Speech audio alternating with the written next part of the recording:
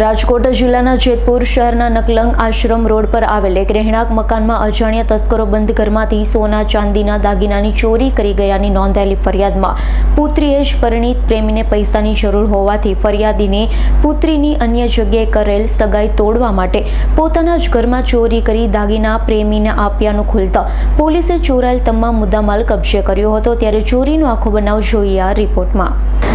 જેતપુર શહેરના નકલક આશ્રમ રોડ પર કેશરીનંદન સોસાયટીમાં રહેતા રમેશ ગિરી ગોસ્વામીએ ગત તારીખ 2 સપ્ટેમ્બરના રોજ સિટી પોલીસ સ્ટેશનમાં ફરિયાદ નોંધાવી।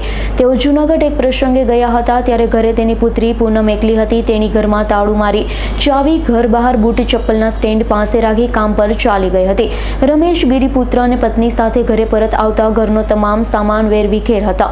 ઘરમાં રહેલ કબાટ પણ ખુલ્લો હતો। કબાટમાં સુટકેસમાં રાખેલ સોનાનો સેટ, ચેઇન, પેન્ડલ, બિસ્કિટ તેમજ ચાંદીના સાંકડા સહિત કુલ 5.5 તોલા સોનાના 400 ગ્રામ ચાંદીના દાગીના અને કુલ કિંમત 1,77,000 રૂપિયાના મુદ્દામાલની ચોરી થઈ। ચોરીની ફરિયાદ નોંધાયા બાદ પોલીસે તપાસ હાથ ધરી।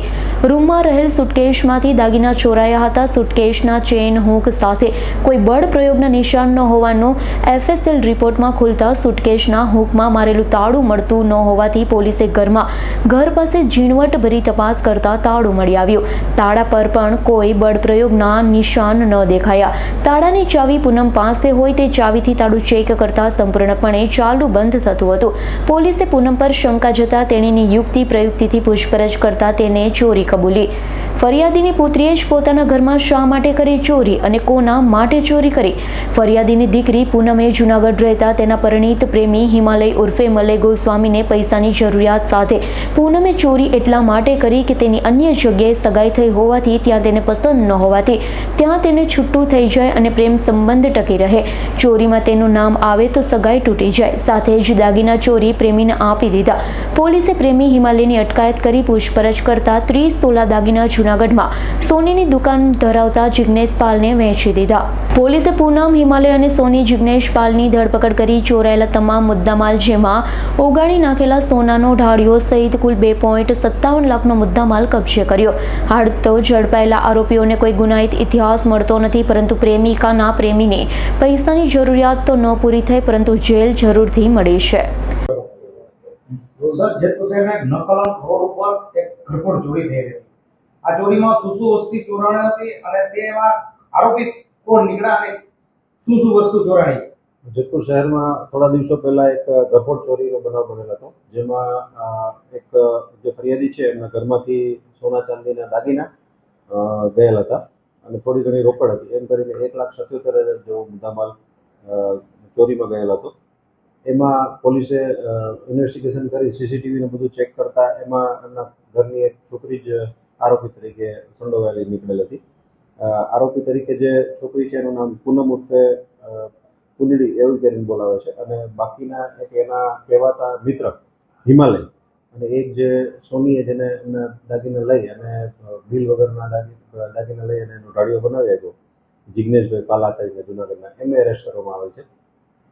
આ ત્રણેય આરોપીને એરેસ્ટ કરી અને તેમની તમામ પાસેથી મુદ્દામાલ રિકવર કરી અને 100% મુદ્દામાલ રિકવર કરી ત્રણેય આરોપીને જરૂર અટક કરવામાં આવે છે। પૂનમ છે એમને પોતાના જ ઘરમાં ચોરી કરી, તો એનું કારણ શું હતું? શા માટે એવું શું બન્યું કે એમને ચોરી કરવી પડી અને એ પણ પોતાના જ ઘરમાં? પ્રાથમિક પૂછપરછમાં અમને એવું જણાયેલ છે કે પૂનમ જે છે એમની પણ સગાઈ થઈ ગયેલી છે અને એની એક નાની બહેન છે એમની પણ સગાઈ થઈ ગયેલી છે।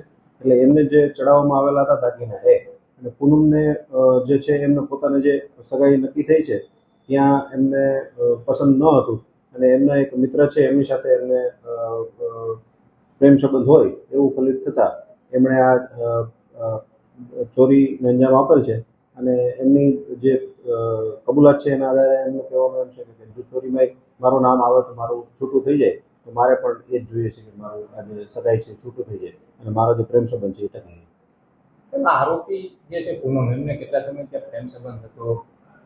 એ પ્રાઇમરી ઇન્વેસ્ટિગેશન હજી ચાલુ છે, એમાં બહુ ડિટેલ મારી પાસે નથી, પણ એમ પ્રેમ સંબંધ ધરાવતા હતા ને એના જે મુદ્દામાલ છે એ પણ એમની પાસે જ રાખેલો હતો અને ત્યાંથી પણ રિકવર કરવામાં આવેલો હતો। આરોપી ઉપર કોઈ ગુનાહિત ઇતિહાસ?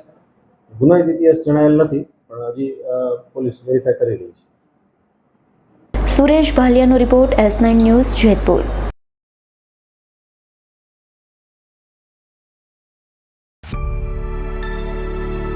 અમારી તમામ માહિતીથી અપડેટ રહેવા માટે જોડાયેલા રહો S9 ન્યૂઝ સાથે।